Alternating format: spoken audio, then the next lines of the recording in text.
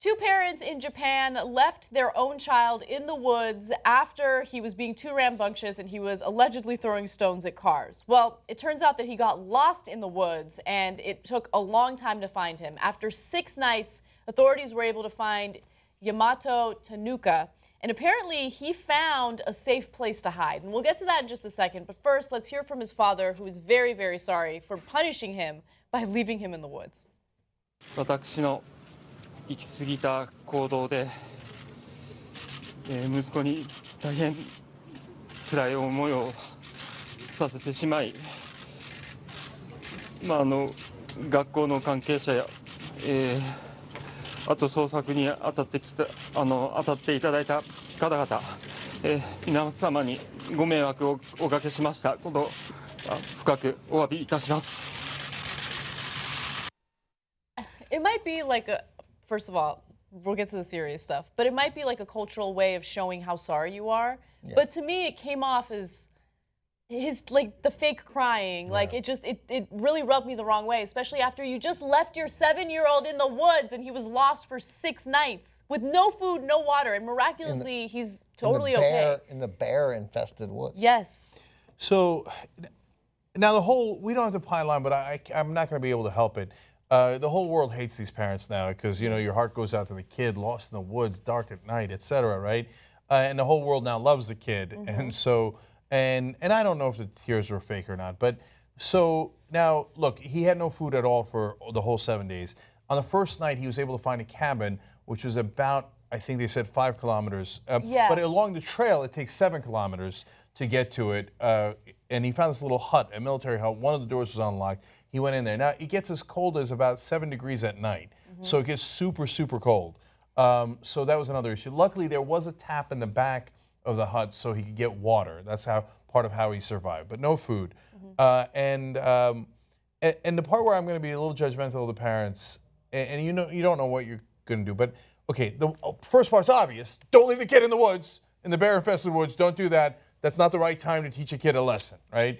The second part is, man, if I came back and my kid's gone, you're not getting me out of those woods, right? Yeah. I mean, like somebody call 911, whatever it is that we do and get everybody here, but I'm running for 5 kilometers, 7 kilometers, 15 kilometers. I'm getting a flashlight. I'm not leaving the woods. And so it's a hut that's 7 kilometers away. Why did it take all of them? I mean, again, this is me being judgmental. I feel bad about it. Why did it take all of them 7 days to find the hut?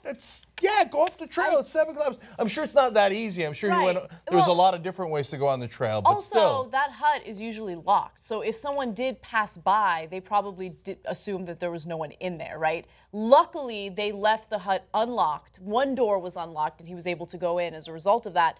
But, I mean, it could have been that they thought, oh, military hut, there's no way he's in there. And they just kind of like walked past it. Which, by the way, is also kind of incompetent. You should, you know. Look at the hut. Look at the hut. Scream his name over and over and over again until you find him. He's so little, and he honestly looks like a little Japanese version of Pro, doesn't he? Oh, my son? Yeah, a little bit. Well, see, I don't know. Look, so obviously they're raising their kids a little wrong given this horrible lesson they taught him. Yeah. But then I see this kid, you're right, and I think maybe I'm raising my kids wrong because this is one tough cookie. Yeah. I know. He's just ready to poke out his parents' eyes. There's obviously the parents. I mean, no one's going to defend the parents. They threw their kid out of the car. Now, they obviously did not mean for him to get lost. They thought they were, not. Yeah. And it's worth mentioning that they didn't intend to drive away. They came back, and by then they'd lost him. So then what? They left the woods and went to the sheriff. Wait a minute. They threw him out of the car? No. Let's be clear. They didn't. Not while they were driving. No, they stopped the car. They stopped the car. He was misbehaving, and they were like, "Get out of the car. You're on your own." And they were like sending him to his room, which would have been acceptable, except they were in the woods.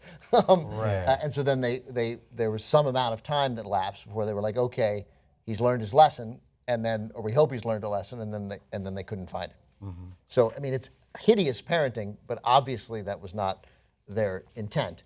So and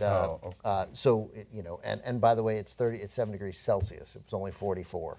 44. Yeah, I was going to say. Okay. All right, to be fair, yes. So no big deal. I did use kilometers. Yeah, you did. That's right, kilometers. That's right. Yeah. So thank God they found him. Oh man. my God!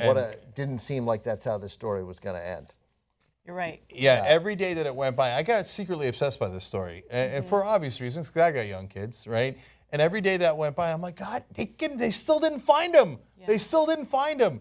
And everybody kept talking about the wild bears in the woods, and the wild bears and stuff. And then more important than that, you fall in a ditch somewhere, and you know, no food, no water. I mean, you're not going to survive for a week without any water, right? So the fact that he managed to find water is miraculous. And he wasn't crying, and it seems like he was okay.